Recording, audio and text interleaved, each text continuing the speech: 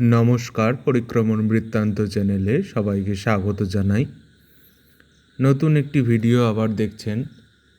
আবারই উত্তর 24 পরগনার হালি শহরের চৈতন্যদেবর নিকটবর্তী রুদ্র ভৈরবী পূজা।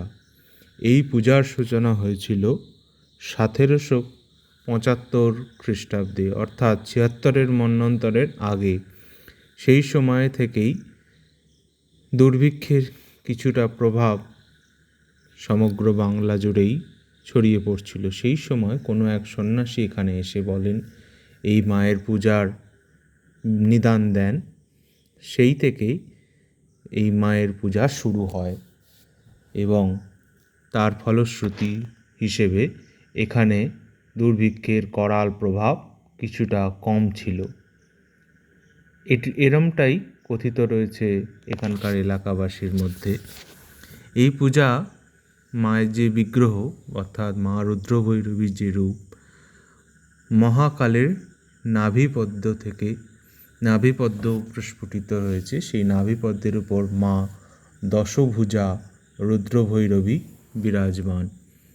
মায়ের 10 হাতে 8টি হাতে নানান রকম অস্ত্র রয়েছে এবং বাকি 2টি হাতে অক্ষমালা এবং একটি গ্রন্থ, ভাগবত গ্রন্থ, ভাগবত নয় ভগবত গ্রন্থ এখানে রয়েছে, যা বেদের স্বরূপ, তা মা হাতে নিয়ে রয়েছেন। এইভাবেই মা রুদ্র ভৈরবী পূজিতা হচ্ছেন। দুই পাশে রয়েছেন মায়ের 2 সখী, যারা চামর ব্যজন করছেন।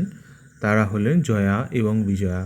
মায়ের গাত্রবর্ণ গাঢ় রক্তবর্ণের ন্যায়, অর্থাৎ গাঢ় লাল মায়ের এই গাত্রবর্ণ। এখানে মা রুদ্র ভৈরবী নামে পূজিতা হচ্ছেন।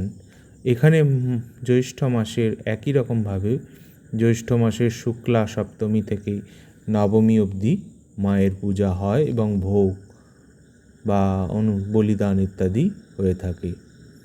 মা রুদ্র ভৈরবী। পরিক্রমণ বৃত্তান্ত চ্যানেলে এরকম নতুন নতুন ভিডিও দেখার জন্য চ্যানেলটিকে শেয়ার এবং সাবস্ক্রাইব করুন।